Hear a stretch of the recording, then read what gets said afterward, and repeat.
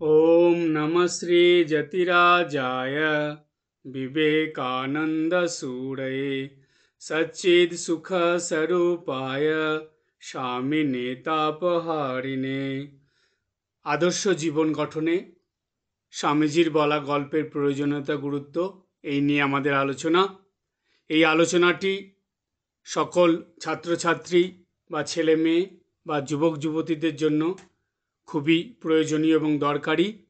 তাদের জীবনের উন্নতির কথা এবং আদর্শ মানুষ হয়ে গড়ে ওঠার কথা মনে রেখেই স্বামীজির বলা এই গল্পগুলো ভালোভাবে বুঝে নেওয়া এবং তার শিক্ষা নিয়ে আলোচনা। আমাদের এই আলোচনার মধ্যে তিনটে ভাগ আমরা সবাই জানি। প্রথম ভাগটায় গল্পের উৎস নিয়ে আলোচনা, দ্বিতীয় ভাগে মূল গল্পটা নিয়ে আলোচনা এবং তৃতীয় ভাগে সেই গল্পের থেকে প্রাপ্ত শিক্ষা নিয়ে আলোচনা। আজ স্বামীজির বলা যে বিখ্যাত গল্পটি নিয়ে আলোচনা করা হবে, সেই গল্পটির নাম হলো নিজেকে উপলব্ধি করো। প্রথমে আমরা এই গল্পের উৎস সম্বন্ধে জেনে নেব। স্বামী বিবেকানন্দের বাণী ও রচনার তৃতীয় খণ্ডে আত্মা, ঈশ্বর ও ধর্ম প্রসঙ্গে যে প্রতিবেদন লেখা আছে সেখানে এই গল্পটি লিপিবদ্ধ আছে। আবার ধর্মের মূল সত্য প্রবন্ধে সোহম তত্ত্ব প্রসঙ্গে স্বামীজি এই গল্পটি বলেছিলেন। আমরা এখন মূল গল্পের মধ্যে যাব। অনেক দিন আগের কথা, একটি পাহাড়ি গ্রাম ছিল, যে গ্রামের একধারে পাহাড় আর সেই পাহাড়ের গা ঘেঁষে গ্রাম এবং পাহাড়ি জঙ্গল চারিদিকে ছিল। সেই জঙ্গলে অনেক হিংস্র জন্তু বাস করত। সেই হিংস্র জন্তুদের বা পশুদের মধ্যে বাঘ সিংহই বেশি ছিল। এই যে পাহাড়ি গ্রামটা ছিল, এই গ্রামের মানুষরা পশুপালন করেই তাদের জীবিকা নির্বাহ করত। সেই গ্রামের মানুষদের প্রধান জীবিকা ছিল মেষ পালন। মেষ মানে হলো ভেড়া। ভেড়া পালন করত তারা। একজন দুজন মানুষ ছিল যারা সকালবেলায় ভেড়ার পাল নিয়ে গ্রামের বাইরে সেই জঙ্গলের ধারে ধারে ঘাস পাতা যেখানে আছে সেসব জায়গায় ভেড়াগুলোকে নিয়ে যেত। সারাদিন ভেড়া চড়িয়ে সন্ধ্যার আগে বিকেলের দিকে তারা আবার গ্রামে ফিরে আসতো। একদিন এইরকম দুজন গ্রামের মানুষ ভেড়ার পাল নিয়ে গেছে। তো সেইখানে ভেড়ার পালরা যখন চড়ে চড়ে ঘাস পাতা খাচ্ছে, তখন হঠাৎ করে এক সিংহী, মানে মেষ সিংহ, যাকে সিংহী বলা হয়, সিংহী তার পেটে বাচ্চা ছিল। সেই অবস্থায় সে ভেড়ার পালের উপর ঝাঁপিয়ে পড়েছিল, পাহাড়ের উপর থেকে ঝাঁপ দিয়েছিল। তো ভেড়ার পালে ঝাঁপিয়ে পড়েছে ভেড়া ধরার জন্য, কিন্তু সেই সিংহী নিচে এত উপর থেকে নিচে ঝাঁপ দিয়েছে যে তার সেই নিচে পড়ে পেটের মধ্যে চাপ লেগে সেখানে তার বাচ্চা প্রসব হয়ে গেছে। তো সেই বাচ্চা প্রসব হয়ে যাওয়ার পর সিংহীটা সেইখানে মারা গেছে। এবার সিংহীটা তো মারা গেছে, কিন্তু বাচ্চাটা বেঁচে আছে। তো সিংহীটার হুঙ্কার শুনে সেই মেষপালক তারা ভয়ে পালিয়েছিল। কিন্তু যখন দেখছে যে না, ভেড়াগুলো পালিয়ে গেছে, আবার ঘাস খাওয়া শুরু করেছে, তো তারা দেখলো যে কি ব্যাপার, একটা সিংহীর গর্জন শুনলাম কিন্তু এখন তো আর কিছু শোনা যাচ্ছে না। তারা আগিয়ে গিয়ে দেখে যে সিংহীটা মরে পড়ে আছে, আর তার পেট থেকে একটা ছোট্ট সিংহ শাবক, মানে ছোট্ট বাচ্চা, সিংহের বাচ্চা, সে ওইখানে পড়ে আছে, কিন্তু সে মরেনি। তো তখন সেই মেষপালক তারা ভাবলো যে বাচ্চাটাকে এইখানে ফেলে রেখে গেলে এ তো মরেই যাবে। সে বাচ্চাটাকে দেখে তাদের কষ্ট হলো। তখন আর সিংহী তো মরেই গেছে, তো সিংহীকে তারা ওখান থেকে দূরে জঙ্গলে ফেলে দিয়ে ওই বাচ্চাটাকে নিয়ে ফিরে গেল, সঙ্গে মেষদেরও নিয়ে চলে গেল। তো ওই বাচ্চাগুলোকে তারা ওই মেষদের সঙ্গে, অর্থাৎ ভেড়াদের সঙ্গে ওই সিংহের বাচ্চাটাকে রেখে দিয়েছিল। তো সিংহের বাচ্চাটা ছোটোর দিকে ওই ভেড়াদের সঙ্গে থেকে থেকে তার স্বভাব, তার আচার আচরণ সব কিছু ওই ভেড়ার মতন হয়ে গিয়েছিল। সে ভেড়াদের মতনই সকালবেলা মাঠে বেরোতো, ঘাস পাতা খেত, ভেড়াদের মতনই মুখ দিয়ে আওয়াজ বের করতো, ডাকতো, এবং আবার ভেড়ার পালের সঙ্গেই সন্ধ্যার আগে ফিরে আসতো। এইভাবে সিংহ শাবকটা বড় হচ্ছে। হঠাৎ করে একদিন এক সিংহ সে ক্ষুধার্ত হয়ে সেই ভেড়ার পালের উপরে আক্রমণ করেছে। তো খুব জোরে গর্জন করে আক্রমণ করেছে। তো তার গর্জন শুনে ভেড়াগুলো সব যে যেদিকে পারছে ছুটে পালাচ্ছে। তো তাদের এরকম ছুটে পালাতে দেখে ওই সিংহের বাচ্চাটা সেও ছুটে পালাচ্ছে। এবার যেই সিংহটা আক্রমণ করতে এসেছে সে দেখছে, আরে অদ্ভুত ব্যাপার, একটা সিংহের বাচ্চা দেখা যাচ্ছে, ছোট্ট সিংহ, ও কোথায় যাচ্ছে ছুটে ছুটে এখানে ওদের সঙ্গে। তো সিংহটা তখন মেষদের আক্রমণ না করে ও সেই সিংহের শাবকটার দিকে ছুটে, যে সিংহের বাচ্চাটা যেদিকে যাচ্ছিল সেই দিকে গিয়ে সিংহের বাচ্চাটার আগে দাঁড়িয়ে গেছে, গিয়ে একভাবে দেখছে সিংহের বাচ্চাটাকে। আর ওই সিংহের বাচ্চাটাই বড় সিংহটাকেও একভাবে দেখছে। দেখে এবার খুব ভয় পেয়েছে। এবার ভাবছে, এই বড় সিংহটা ভাবছে, আরে এ কোথা থেকে এদের মধ্যে আসলো। আর এই ছোট সিংহটা মানে বাচ্চাটা ও ভাবছে যে আমার এ কোথা থেকে এখানে আসলো, এই এত বড় চেহারা নিয়ে তো এখন আমাকে মেরে ফেলবে। তখন সে ভয়ে ভেড়াদের মতন ডাক শুরু করেছে সিংহের বাচ্চাটা। তো বড় সিংহটা ভাবছে যে কি ব্যাপার, ও সিংহ শাবক হয়ে কোথায় গর্জন করে ডাকবে আর ও ভেড়াদের মতন ডাকছে। তো এই বড় সিংহটা খুব অবাক হয়ে গেছে, ভাবছে ও কি নিজের আসল স্বরূপ ভুলে গেল, ও কি সেটা কি ওর খেয়াল নেই, ও পুরো ভেড়াদের মতন হয়ে গেছে। না, এ তো এরকম করে তো ওকে ছেড়ে দেওয়া যাবে না, ওকে তো নিজের স্বরূপ চেনাতেই হবে। তখন এই সিংহটা এই ছোট্ট বাচ্চাটাকে বলল যে তুমি ভয় পেও না, আমি দু একটা কথা তোমাকে জিজ্ঞেস করছি, তুমি উত্তর দাও। তখন এই বাচ্চাটা চুপ করে গেল, ভয়ে ভয়ে আছে। তখন এই সিংহটা জিজ্ঞেস করছে এই সিংহের বাচ্চাটাকে যে তুমি এই ভেড়াদের পালের সঙ্গে কেন আছো, আর তুমি এইখানে ওদের সঙ্গে ওদের মতন করে চলছো ফিরছো, ওরা যেটা খাচ্ছে সেটাই খাচ্ছ, আবার ওদের মতন করে শব্দ বের করছো মুখ দিয়ে, কি ব্যাপার, তো এরকম করছো কেন, তুমি কি জানো না তুমি আসলে কি? তখন সিংহের বাচ্চাটা বলছে, না আমি তো ওদের সঙ্গেই থাকি সব সময়, ওদের সঙ্গে ঘুমাই, ওদের সঙ্গে খেলি, ওরা যা খায় সেটাই খাই, ওরা যেভাবে কথা বলে বা যেভাবে মুখ দিয়ে আওয়াজ বের করে আমিও তো সেটাই করি, তো আমি তো ওদের মতনই। এই কথা শুনে তখন সিংহটা বলছে, না না, তুমি একদমই ওদের মতন নও, তুমি হলো ওদের থেকে অনেক আলাদা, তুমি নিজের স্বরূপকে জানোনি, তুমি কি সেটা তুমি বুঝতে পারছো না, সেই জন্য তুমি এরকম করছো। তো তখন সিংহের বাচ্চাটা বলছে, না না, আমি তো ওদের মতনই, আমি তো ওদেরই একজন, ওদের থেকে তো আলাদা নই। তো এই বড় সিংহটা কিছুতেই সিংহের বাচ্চাটাকে বোঝাতে পারছে না যে না তুমি ওদের মতন নও, তোমার আসল স্বরূপ এটা নয়। তো যখন অনেকক্ষণ বলার পর সিংহের বাচ্চাটা বুঝতে পারছে না, তখন সিংহটা এই বাচ্চাটাকে বলল, আচ্ছা তুমি আমার সঙ্গে এসো, ভয় নেই, আমি তোমাকে কোনো ক্ষতি করব না, তুমি এসো, তোমাকে একটা জিনিস আমি দেখাবো, তোমাকে দেখাবো যে তুমি আসলে কি, তোমার স্বরূপটা আমি তোমাকে চেনাবো, তুমি এসো।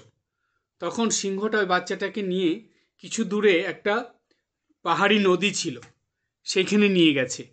আর পাহাড়ি নদীগুলো খুব পরিষ্কার হয়, তো ওই নদীর মধ্যে সব কিছু পরিষ্কারভাবে দেখা যায় আয়নার মতন। তো সিংহের বাচ্চাটাকে সিংহটা নিয়ে গেল, বড় সিংহটা নিয়ে গিয়ে জলের সামনে দাঁড় করিয়ে বলছে, এইবার জলের দিকে ভালো করে তাকিয়ে দেখো, আমার আমার ছবিও পড়ছে জলের মধ্যে, ওটা দেখো আর তোমার দিকে দেখো, দেখো তো কি দেখতে পাও। তখন সিংহের বাচ্চাটা ভালো করে জলের সামনে গিয়ে দেখছে, আরে ও যেমন দেখতে, ওর পাশে দাঁড়িয়ে থাকা বড় সিংহটা একই রকম দেখতে। তো তখন বলছে, আরে তোমার চেহারা আর আমার চেহারা তো প্রায় একই রকম। তখন সিংহটা বলছে, দেখো তুমি ওই যে ভেড়াদের দেখেছিলে ওদের মতন কি তুমি দেখতে, ওদের মতন তো নও, তুমি তো তোমার নিজের স্বরূপকেই ভুলে গেছো। আসলে তুমি দেখতে এইরকম। তুমি নিজের উপরে আত্মবিশ্বাস ফিরিয়ে আনো। তুমি হলো বনের রাজা, পশুরাজ সিংহ বলা হয়। সুতরাং সেই রাজার যে দাপট, সেই রাজার যে ভাব, আচার আচরণ, সেটা তুমি কেন ভুলে যাচ্ছ? তোমার ডাক ওরকম ভেড়ার মতন নয়, তুমি সিংহের মতন গর্জন করবে। আমি যেভাবে গর্জন করছি সেইভাবে তুমি গর্জন করো। তো সিংহটা খুব জোরে করে ডাকলো, আর সিংহের বাচ্চাটাও, সেও তখন চেষ্টা করে করে ঠিক সেইভাবে নিজের মুখ দিয়ে সেই রকম শব্দ বের করলো, এইরকম গর্জন করে উঠল। তারপরে সিংহটা বলল, তুমি আর সেইখানে ফিরে যাবে না, তুমি আমার সঙ্গে বনে ফিরে চলো। তুমি বনে গিয়ে অনেক ভালো থাকবে। তোমাকে ওইভাবে দাসত্বের মধ্যে পরাধীনভাবে থাকতে হবে না, তুমি স্বাধীনভাবে থাকবে। তুমি এখন নিজের স্বরূপ চিনে ফেলেছো, এখন আর কোনো ভয় নেই, চলো ফিরে চলো আমার সঙ্গে। তখন এই বড় সিংহটা ছোট সিংহটাকে তার স্বরূপ চিনিয়ে নিয়ে তার সঙ্গে বনে নিয়ে চলে গেল। তো এই ছিল স্বামীজির গল্প। তো গল্পটার নামই ছিল নিজেকে উপলব্ধি করো। তো স্বামীজি এই গল্পের দ্বারা বুঝিয়ে দিলেন যে সিংহের বাচ্চাটা নিজের স্বরূপ ভুলে গিয়েছিল, সে পরে অন্য সিংহের কথাতে শুনে নিজের স্বরূপকে উপলব্ধি করে ফেলল, বুঝে নিল এবং তার নিজের জায়গায় ফিরে গেল। ঠিক এই গল্পের শিক্ষাটা কি, সেই নিয়ে এখন আমরা আলোচনা করব।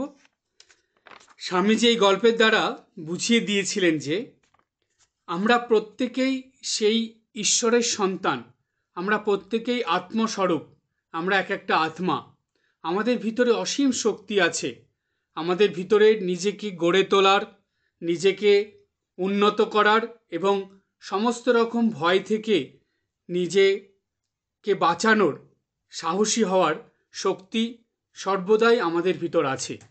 কিন্তু আমরা এই জগতের বিভিন্ন লোভ লালসা প্রলোভনের মধ্যে পড়ে স্বাধীনতা হারিয়ে দাসত্বর মতন জীবনযাপন করি। আর এর পিছনে যে কারণ, সেটা সম্বন্ধে স্বামীজি তার স্বদেশ মন্ত্রে বলেছেন। দুটো কথা স্বামীজি ওর মধ্যে খুবই জোর দিয়ে বলেছিলেন। একটা হলো পরানুকরণ, আর একটা হলো পরামুখাপেক্ষী। এই দুটো আমাদের জীবনে, বিশেষ করে বেশিরভাগ মানুষের মধ্যেই এই দুটো খুব দেখা যায়। বর্তমান সময়ে ছেলে মেয়ে ছাত্রছাত্রী, বিশেষ করে যুবক যুবতীদের মধ্যে এটা প্রচণ্ড পরিমাণে বেড়ে গেছে। তারা নিজেদের চেষ্টায়, নিজেদের আত্মবিশ্বাসে কিচ্ছু করতে পারে না। তারা সেলফ ডিপেন্ডেন্ট নয়, তারা সব সময় পরের উপর নির্ভর করে থাকে, পরনির্ভরশীল হয়ে জীবনযাপন করার অভ্যাস করে।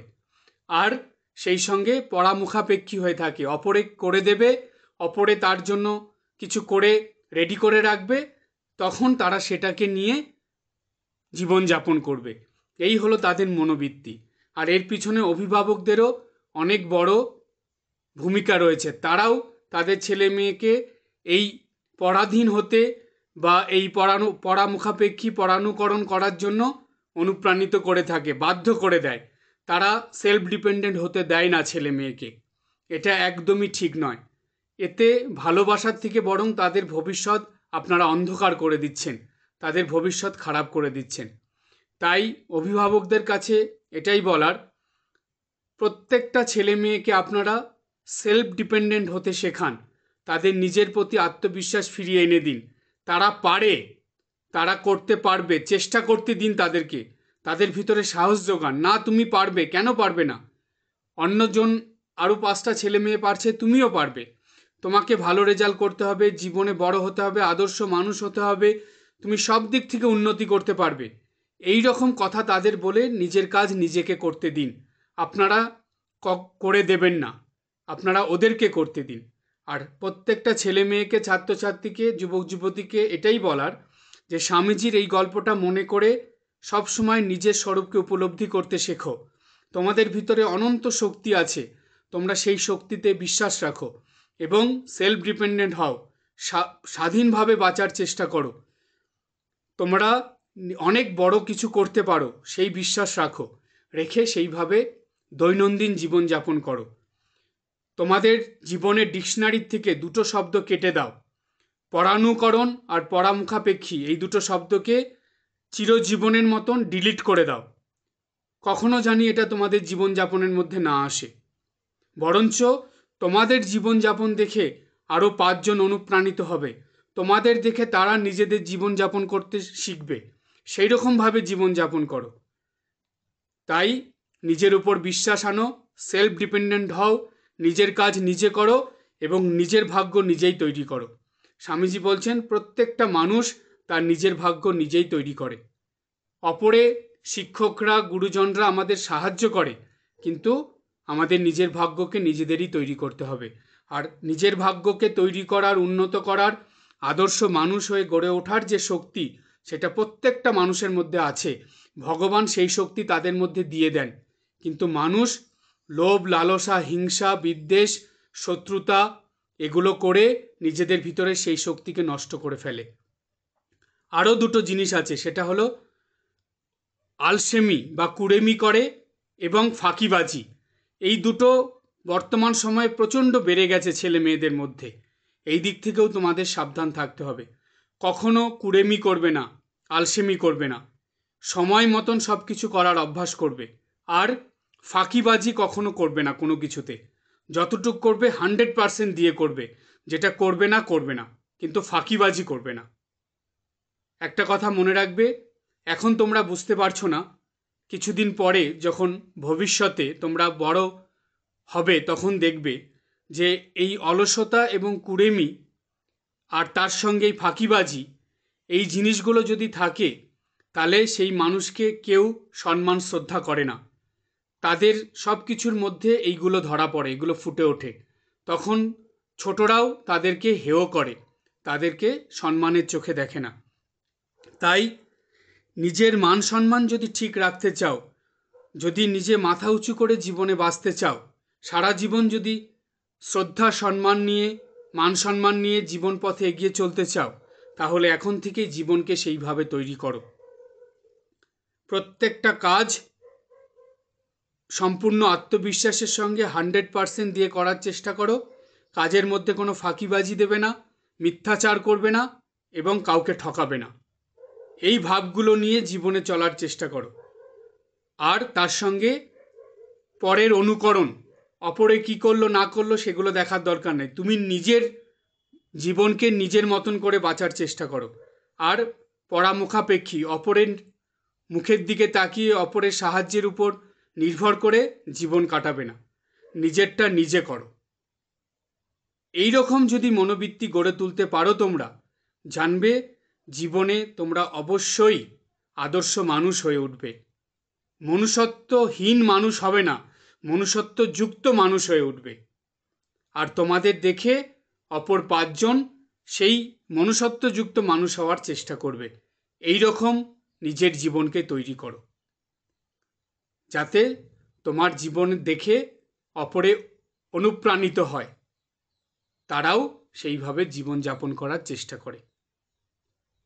সুতরাং স্বামীজির বাণীগুলো যেমন আমাদের কাছে খুবই গুরুত্বপূর্ণ, ঠিক তেমনি স্বামীজির এই গল্পগুলো আমাদের জীবনের উন্নতিতে, আদর্শ জীবন গঠনের জন্য ভীষণই গুরুত্বপূর্ণ। স্বামীজি যতগুলো গল্প বলেছিলেন, প্রত্যেকটা গল্পের মধ্যে খুব গভীর অর্থ আছে, যেগুলো আমরা যদি ভালোভাবে বুঝে নিতে পারি এবং বুঝে নিয়ে নিত্যদিনের জীবনযাপনের মধ্যে সেটা আনতে পারি, তাহলে জানবে আমাদের জীবনে ক্রমাগত উন্নতি হবেই হবে। আর সেই উন্নতিটা শুধু একদিক থেকে হবে না, সব দিক থেকে সার্বিক উন্নতি হবে। আর সার্বিক উন্নতি যখন মানুষের জীবনে আসে, তখনই সেই মানুষ একটা আদর্শ মানুষ হয়ে উঠতে পারে। স্বামীজির এই যে বলা গল্পটা আজকে তোমরা শুনলে, নিজেকে উপলব্ধি করো। ঠিক এইটাই জানি তোমাদের সর্বদা মনে থাকে, তোমরা নিজেদের যে আসল স্বরূপ, সেই স্বরূপটা উপলব্ধি করো। তোমরা আত্মস্বরূপ, তোমাদের ভিতরে অনন্ত শক্তি, তোমরা চেষ্টা করলে অনেক কিছু করতে পারো। ঠিক সেই কথাই স্বামীজি এই গল্পের মধ্যে দিয়ে শিক্ষা দিয়েছে। তোমরা নিজের স্বরূপকে ভুলবে না এবং তোমরা যে জীবনে অনেক বড় হতে পারো, অনেক বড় কাজ করতে পারো, নিজের উপর সেই বিশ্বাস রেখে চলবে এবং সেলফ কনফিডেন্স কখনো হারাবে না। এই সেলফ কনফিডেন্সের উপর দাঁড়িয়েই জীবনকে ক্রমাগত উন্নতির দিকে নিয়ে যাবে এবং আদর্শ মানুষ হয়ে উঠবে। আজকে এই পর্যন্ত। সবাই ভালো থাকবে, হাসি খুশি আনন্দে থাকবে। ওম জননীং শারদাম দেবীম রামকৃষ্ণম জগদ্গুরুম পাদপদ্মে তয়ো শ্রিত্বা প্রণমামি মুহুর্মুহুঃ।